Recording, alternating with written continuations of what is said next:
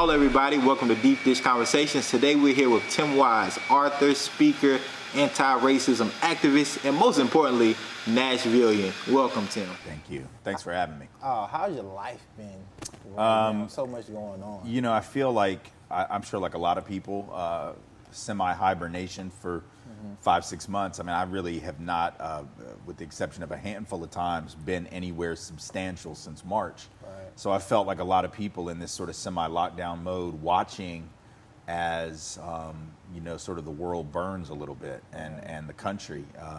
And I don't mean that necessarily literally, but certainly figuratively, politically and everything else. This is sort of, you know, 175,000 people have died from COVID. We have this amazing uprising for racial justice, and all of it is happening in spite of, or one may even say because of, the lockdown and what that has done to sort of focus our attention. So it's been fascinating, you know, to watch.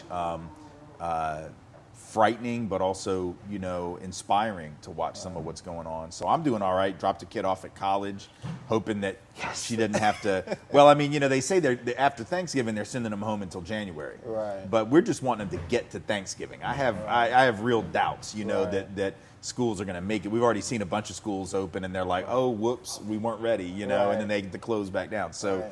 We'll see. It's just been sort of day to day. So one of the first questions I have for you, Tim, is what role did maybe faith, family, friends, your community play into your journey like that you're doing now, especially around being an anti-racism activist? Yeah, well, I mean, I guess all of that had some role to play. Family, a huge role. I've talked about this a lot, but, you know, I grew up in Nashville, and I was born in 1968. I went to preschool at Tennessee State. In the early childhood ed program at TSU. And the reason that I did that, I didn't live in North Nashville, I didn't live around TSU, I lived in Green Hills, but my mom made the very deliberate decision to send me to TSU for preschool, and this would have been around 1972, so about 3, almost 4, getting ready to start a preschool program there, and she did that, you know, very, very deliberately, wanted me to have a more integrated environment, wanted me to not always be the norm in the room. You know, I was going to be starting public school a couple years after that, and she knew that those public schools had just really become integrated. You know, Nashville public schools didn't really fully integrate until 1971. You know, 27 years after, or 17 years, excuse me, after Brown v. Board. Right. So by 1974, when I was going to be starting first grade, she wanted me to have a context for integrated education, and so at TSU. You know, I was one of only 3 not black kids in the class, and the women that ran the program were black women, which also, you know, made a difference in terms of just socializing me to respect black authority, right?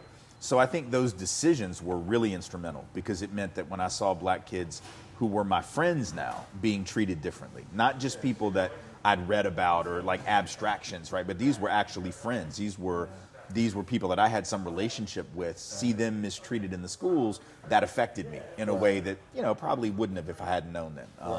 And years later, when I'm working as a community organizer in public housing and black women are the voices in that community, I've learned to respect black women going back to when I was a little kid. So that was a big piece. The faith piece is interesting. You know, I'm Jewish in terms of, I was raised Jewish and I went to Temple till I was about 13, and then I dropped out of Hebrew school, so I'm a Hebrew school dropout, which my rabbi, I'm sure, is very proud of. I wouldn't say that faith per se had a huge role, but I think being Jewish certainly in this town, which is a very, you know, there's on every 4-way stop, it's 3 churches. And a Walgreens on the other one or whatever, you know. But so you definitely grow up with a sense of otherness if you're in the South and you're Jewish. And I think at the time that I was growing up here, there were probably only about 5,000 Jews maybe in Nashville, max. And it may not even be that much more now, I don't know. But you certainly had a sense of otherness. I mean, I remember being treated very differently in public schools by teachers who thought it was appropriate to try to make us pray in their tradition. First of all, it was not appropriate to make us pray at all.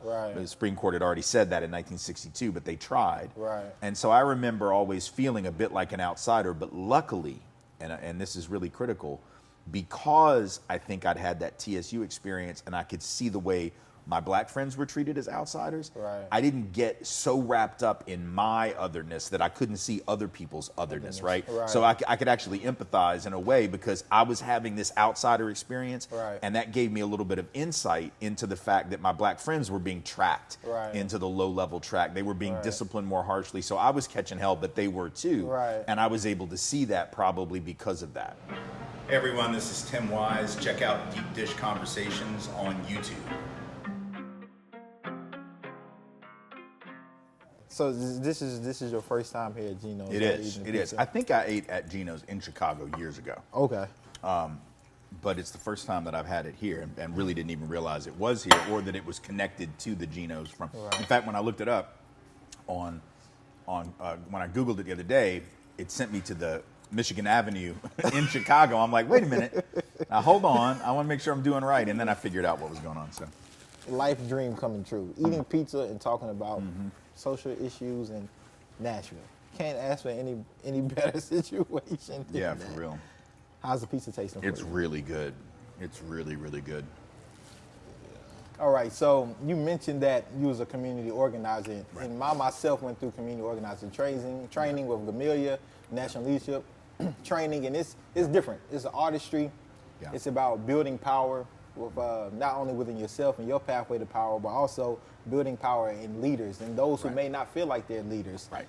So how was that for you being a community organizer? Well, there were a lot of things about it that have been critical to my development and the work that I do. Ultimately, I only did it for about 15 to 18 months, but it was an incredible learning experience because I had to learn, and it's particularly humbling for white men that become organizers, because the thing about organizing, as you know, having been trained to do it and having done it, right, is that it's really not about you. Right. It's really not about your voice. Right. You're trying to help other people find their voice, and Right. you're trying to get them to discover the power and the capabilities that they have to exercise autonomy in their community and self-determination. And when you're a white man in this country, Right. where you're really encouraged to think that it is about your voice, right? So you go in and you fix it, Right. or you go in and you offer the solution, or you Right. go in and you tell them what you think. Right. And as an organizer, you have to have a very, very different mentality, right? First, I worked with an organization that was a family and children's advocacy group that was rooted in anti-racism training from the People's Institute for Survival and Beyond in New Orleans. And so everybody that went through this had to have explicit anti-racism background. Okay. So which is different, because not all organizing models emphasize racism. A lot of them, they emphasize economic injustice, of course, but sometimes race is on the periphery. Ours was very explicit, which was incredibly important for me. Secondly, the adage within organizing is you don't go until you're asked in, and when you're asked in, you go. Right. And so for me, I had to be shepherded through I was working in public housing communities in New Orleans, and it would have made absolutely zero sense for me to just roll up in this community and say, I'm here to help.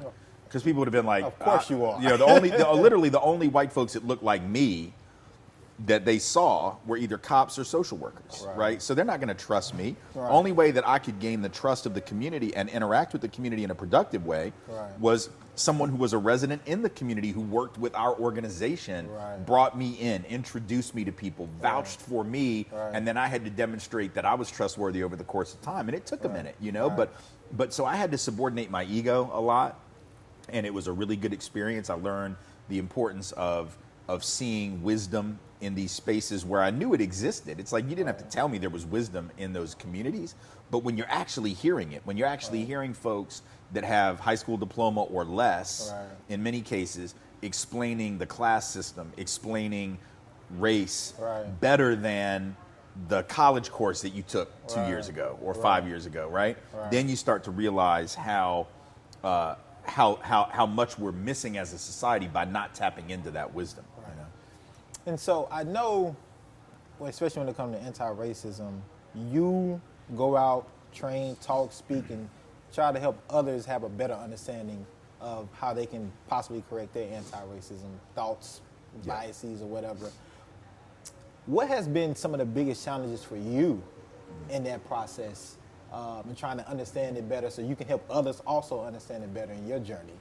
I think the biggest challenge is particularly again as a white person in Right. the work and as a white man in the work, where you're encouraged to rely on your own judgment Right. and to rely on your own insights and your own wisdom. The challenge, it's not as much of a challenge now, but it was early on, right? Was being able to step back from that and realize, okay, I have a very important lane in this work, and white people, I think, have a very important lane as allies or whatever term we choose to use, but it's also a relatively narrow lane. It's not the lane that says, let me tell you what the solution is, right? It's not the lane that says, hey, let me be the main voice that you listen to. It's about figuring out, okay, how can I use my voice? How can I use the privilege that I have to be listened to in a way that's constructive and in a way that uplifts the voices of other people who are normally ignored, which is, again, part of that organizing piece, right? Like, if I can use my voice, I'll do it. When I was an organizer, I would go and lobby for legislation also. So I would use my voice, like in Baton Rouge, I would go and testify for legislation, or I would get on TV, or I would do some stuff on the radio. But then I was also making sure that the voices of that people in that community were being heard. Right. So you have to learn the both and of it, which I think is, particularly for white men, can sometimes be a challenge. Yeah. And so, this is one of the most exciting things I'm interested in learning about you, is why, like, white man growing up in Nashville, Tennessee. Poli-sci major, probably could have been anything else that you wanted to make, buttloads of money, right, doing whatever you wanted to do, right? Why anti-racism activists? Why this work? Well, part of it is that upbringing that I mentioned. Part of it is that background of having those early relationships and that early awareness that was the result of my mom making that decision to send me to TSU. It was also, I think, I early on, as I was coming up and I had these close connections, I saw certain things that just stick with you. And for me, I was 10 or 11, and I was playing baseball. I played ball here in Nashville. It was funny, I went to Hebrew school with all the other Jewish kids, and they were all playing at the JCC, and I was playing ball at the Y. So I was playing basketball at the Y, and I was real good until you had to be tall. So after about sixth grade, I was done. I was real good up until about fifth grade, but I was really good at baseball. And so the same guys that I played basketball with is in the same league, same coach. We had a baseball team, and so I would say that team was about 13 guys, and probably 9 were black kids and 4 were white. And we went out to play a scrimmage one weekend out of town, like out in Jolton, which isn't really that far, but 25 minutes or something like that. But it was Jolton. But it is Jolton. And this is Jolton 1980. Up in the mountains, Jolton. This is Jolton in 1980. So it's a semi-rural part of the Nashville area. And we roll in, not really thinking anything of it. We go out there, we're going to play a ball game. We're going to play a scrimmage against this team. And we showed up. We only had like 8 guys show up because somebody got sick. So we didn't really have enough to field the whole team, but we were like, look, we still want to play. It's just a scrimmage. We'll collapse left field and right field just to left and right center, and we'll play. And y'all can play 9 if you want. We don't care. We just want the practice, right?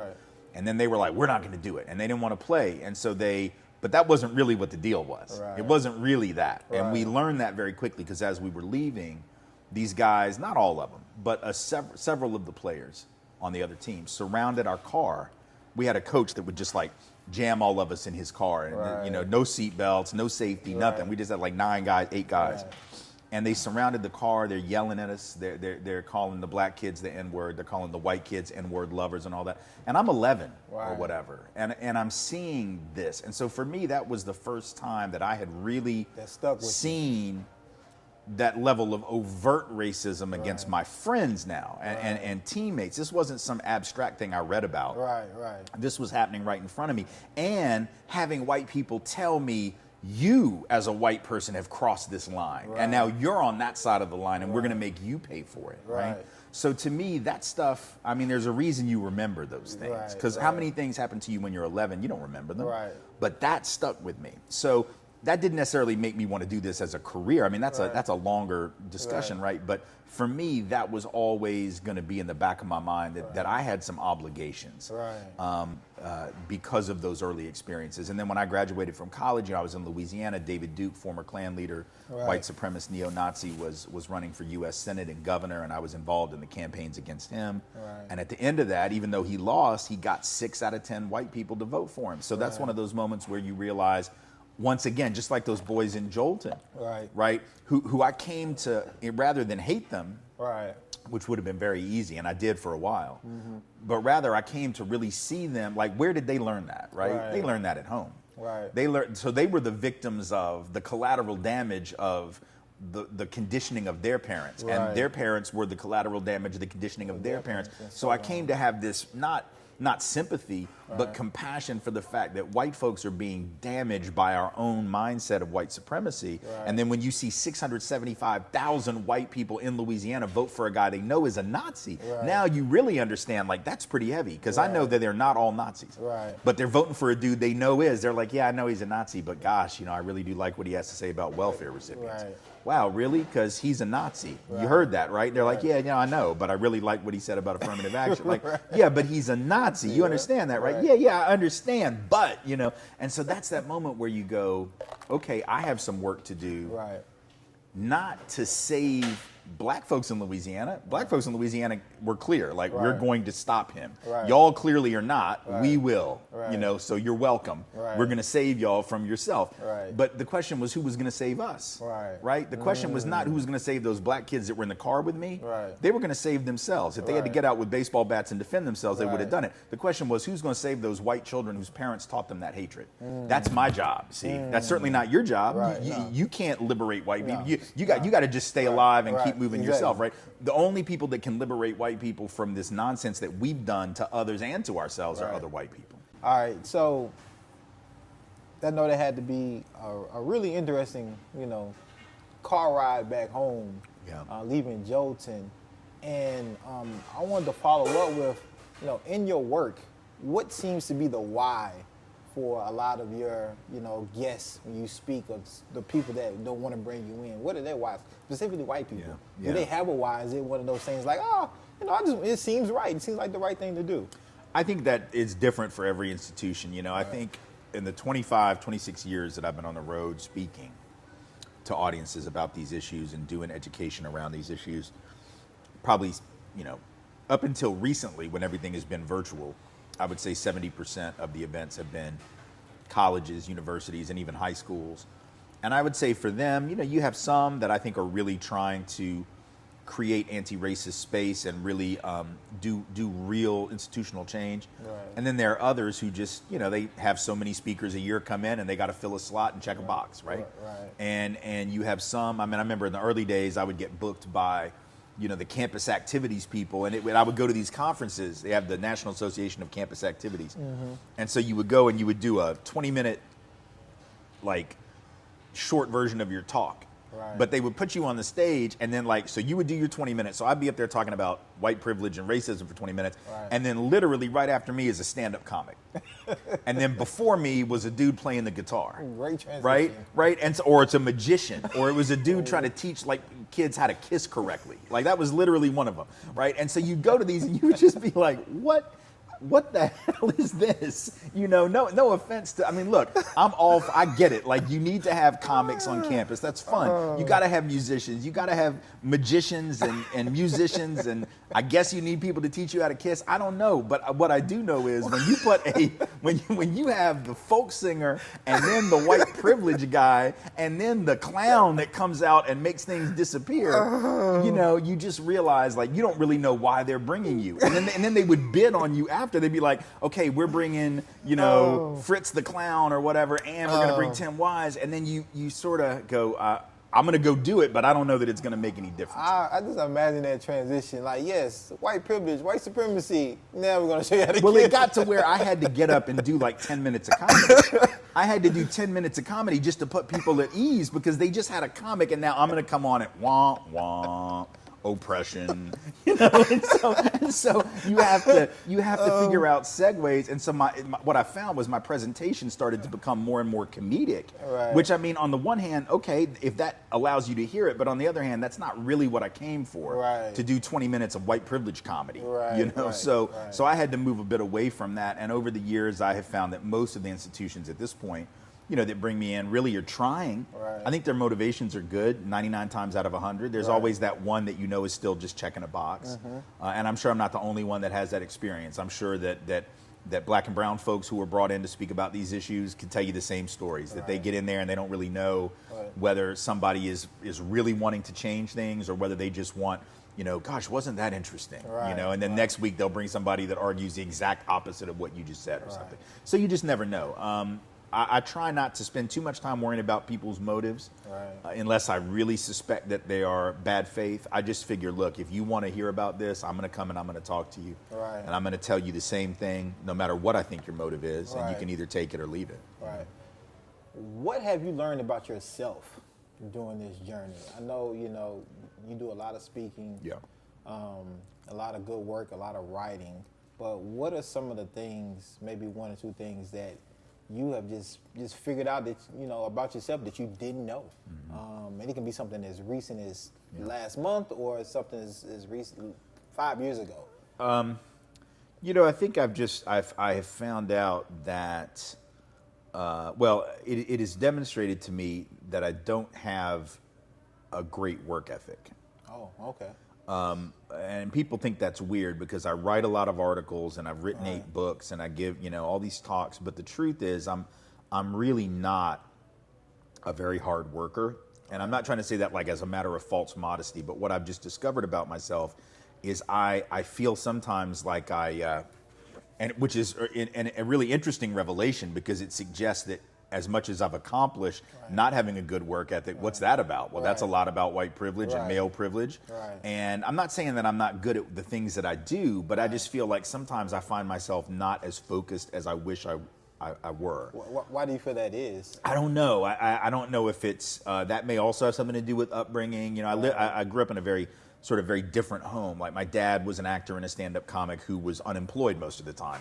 He made a living, but not a great living. Right. So I think I learned work is optional. You don't Maybe I can have do to it work, sometime, right? or something like that. Right. I'll do it or not. Right. And luckily I happen to have a skill set that allows me to still make a difference and contribute and do well in spite of that, but it bothers me that I don't have a better work ethic because I feel like these are issues that you need a good work ethic around. Like I need to be focused, and sometimes I feel like I'm not, and it drives me nuts. But I've learned to live with it. I mean, I'm 52 years old. I am who I am at this point. The second thing, is that I've learned is that no matter how hard you try to get away from your damage, because we're all damaged. We all come from dysfunction. Just some people are more honest about it than others.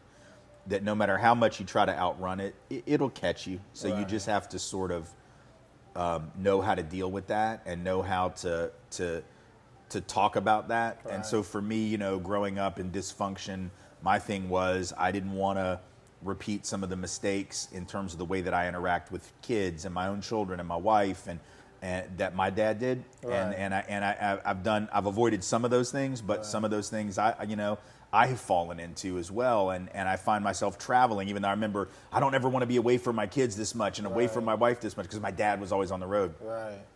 And yet You're on the road. It's what I do, right? Right. So we do become, for good and for bad, our role models in certain ways, and I think you just have to embrace that reality and try to minimize the damage that you do. So that's been a very revealing thing, just sort of psychologically for me, is to sort of come to terms with the damage and be able to excavate it and pinpoint it and say, yeah, I know why I did that thing, and I need to figure out a way not to do that or be like that or act that way or speak that way to people. So it's been very humbling. I know you mentioned earlier about the impact that your mom had, on the work that you're doing now and putting you in a situation so you can better see and understand things, especially from being a white man in America that you probably wouldn't have been able to notice or recognize or see if you had not made those decisions. For sure. What role did your father play or didn't play in Yeah. kind of what you're doing now and how you see things? Well, I mean, again, I want to give credit and look at the good and the bad of all this. And it's a complicated relationship I have with both my parents, actually. But, my father, on the one hand, look, I make my living running my mouth. I make my living performing in a way, right? When I get up and speak, that's a performance. Well, my ability to do that and do that effectively, I'm sure owes a lot to the fact that my dad was a stand-up comic and an actor for most of his professional life. And so I got to where my oral communication skills, come from that. So if it weren't for him, I wouldn't be doing what I'm doing, I'm sure. And at least not in the way that I'm doing it. On the other hand, there was a lot of dysfunction there. My dad was alcoholic and addict, is in recovery now for many, many years, but growing up certainly was not. And so I dealt with a lot of that chaos and a lot of that isolation that comes with that chaos. I was the only child. And so I was dealing with that dysfunction. And like I said, I think that is the kind of thing that then when you have your own family and you're trying to figure out how to be a better man or a better husband or a better father or just a better human being, you will sometimes fall back into the only modeling that you ever saw, even when you know that that's not effective, good modeling, right? So there's a lot of that. I struggle with that all the time. And again, some of those struggles I win, some of those struggles I've lost, but they're ongoing, they're constant. And that's not just me, that's for anyone. So I think that my father's implicated for good and for bad in who I've become. Now, politically, ideologically, philosophically, my mom and dad were on the same page around these things. So my mom made that sort of active decision to send me to Tennessee State, but my mom and dad were on the same page politically as I was growing up about issues. My mom and dad were both a little bit too young to have been activists in the civil rights era, but my dad was very progressive, came from a progressive family. My mom actually came from a very conservative family. So she was the one that was more rebelling against her folks. My dad is the Jewish side of the family, and they were much more liberal, much more progressive. That's not to say, though, that they had all their stuff together. I mean, and I've talked about that as well in a lot of my work, that there was still a lot of blind spots that even that side of the family had, you know.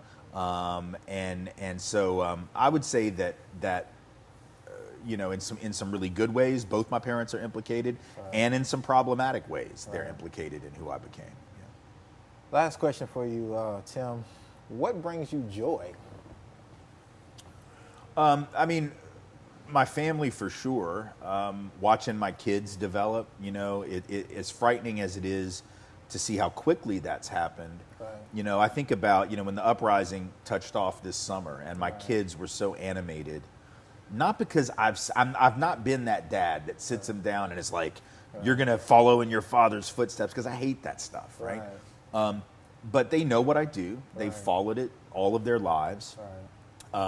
They're aware of it. We've had conversations about race. We started looking at Disney films and breaking them down for like racial content, and I'm sure my kids hated me for that. They're like, I'm just trying to watch the damn movie, and you want to talk about race and class and gender? I just want to watch Cinderella. Dr. Kennedy just dropped Anti-Racist Baby. Like, right. So I mean, so I learned how to talk about it with my kids, and I didn't know if it was going to take. You don't really know, because again, I didn't want to browbeat them. But then when the movement touched off, watching my kids talking about this in really amazingly advanced ways. So when it touched off, they weren't quite 19 and 17, they were 18 and 16, and they were talking about these subjects in ways that I was not savvy at 18 and 16 to talk about them. They had a real sense of sort of white responsibility. What is white allyship? Like, they were engaging those conversations. We were having incredible conversations. So that gave me joy, because I felt like, I've helped to create these two children who are able to go out into the world and really speak with some sense of confidence about issues that I think a lot of their peers don't have that capacity to do. And so it made me feel good as a father. It made me feel good about our family unit, that we haven't browbeat them with it so much that they're like, to hell with that. That's what dad's about. I'm going to be a skinhead. Like, that was always my fear, right? I remember my kids were like, I mean, honest to God, my kids would say things like, they're both daughters, and they would say, like, I was worried. I'd say, like, well, they would say, what would, anything we could do that would really make you mad. I remember the first time my oldest kid did something she shouldn't have done. I'm not going to say what it was, but she's like, I have to tell you something. And that was, my brain went, my brain didn't go to like having a drink at a party or being someplace you wasn't supposed to be or breaking curfew or any of the other things it could be. Right. My mind went to like, are you telling me your boyfriend's a Nazi? Because that's going to be a deal breaker. Right, that's the one thing that I might withhold love, And then when she told me what it was so minor by comparison. I'm like, oh, well, at least your boyfriend's not a Nazi. I thought you told me your boyfriend was in Charlottesville with tiki torches yelling white power or some shit. Like that was my thing. So by comparison, I felt pretty good about it.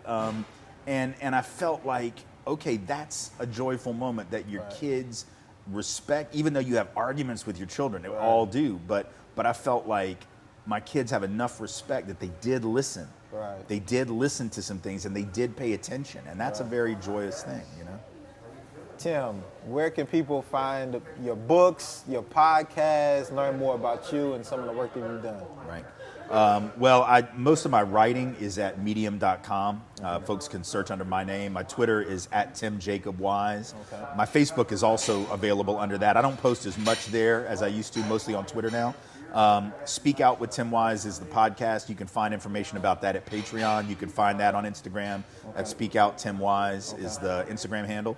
I think the Instagram may be Speak Out with Tim Wise. The Twitter handle is Speak Out Tim Wise. Okay. And my books, of course, you can order those on Amazon, on Powell's, get them at local bookstores. You can have them delivered to a local bookstore here. I've got another one that'll be coming out in December, essay collection called Dispatches from the Race War that'll be out later this year. Perfect. Tim Wise, thank you for your time. You bet. Thank you. Thank you.